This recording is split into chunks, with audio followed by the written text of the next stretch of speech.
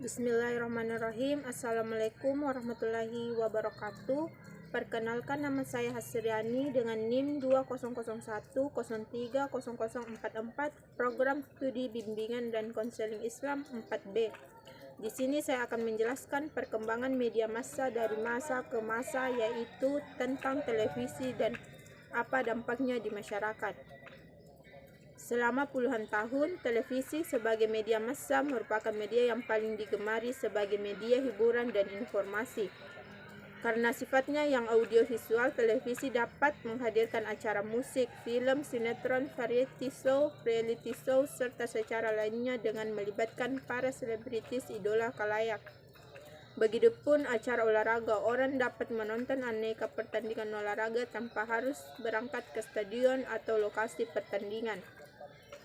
Juga siaran informasi yang sebelumnya dikategorikan acara yang tidak menarik. Melalui televisi, acara informasi baik siaran berita maupun info lainnya memiliki pesona tersendiri. Terlebih televisi dapat menyiarkan secara langsung dari lokasi kejadian. Karena itulah di Indonesia selama puluhan tahun, bahkan di negeri asalnya hampir 1 abad, siaran televisi menjadi media yang paling banyak penontonnya. Karena itulah televisi dijadikan media promosi utama oleh dunia industri untuk memasarkan produk barang dan jasa mereka. Namun lambat laun kedikdayaan televisi seolah terganggu atau disrupted oleh media baru bernama media sosial sebagai turunan dari perkembangan teknologi internet. Pengguna internet pun semakin tinggi sejalan dengan perkembangan teknologi telepon seluler yang berhasil menciptakan telepon pintar atau smartphone yang harganya jauh lebih murah daripada PC atau laptop sebagai sarana untuk mengakses internet. Namun dengan munculnya fenomena baru dalam perubahan penggunaan media ini, banyak pihak yang meramalkan bahwa suatu ketika TV akan makin ditinggalkan oleh pemirsanya.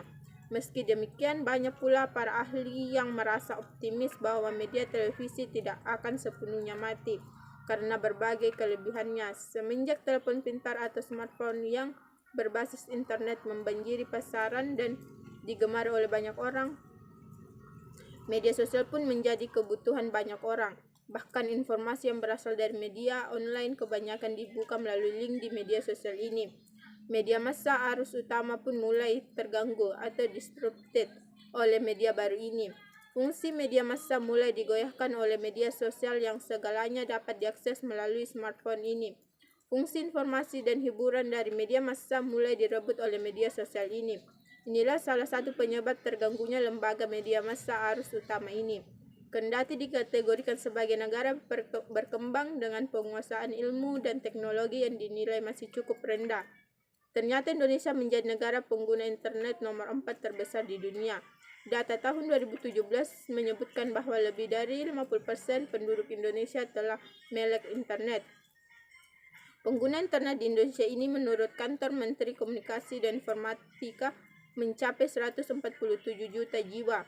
Pengguna internet ini pun melonjak drastis lebih dari 20 juta per tahun sejak 2015. Hal ini dipertajam dengan semakin meluasnya penggunaan telepon pintar atau smartphone yang makin digemari sehingga hampir semua pengguna internet di Indonesia adalah pengguna smartphone. Makin besarnya pengguna internet yang sekaligus pengguna media sosial ini telah berpengaruh terhadap pola penggunaan media massa.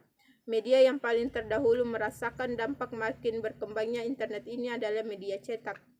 Terbukti tiras media cetak terus menurun sejak awal tahun 2000-an. Tahun 2009, belasan media cetak di AS dan Eropa yang berusia ratusan tahun menyatakan berhenti terbit.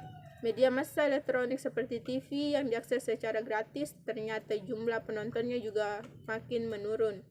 Padahal selama ini media televisi merupakan media yang paling banyak diakses oleh khalayak di hampir seluruh penjuru dunia, termasuk di Indonesia. Itu sebabnya raihan iklan TV di Indonesia hingga kini masih tetap yang terbesar. Itulah yang bisa saya jelaskan, kurang lebihnya mohon dimaafkan.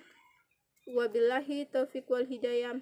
Wassalamualaikum warahmatullahi wabarakatuh.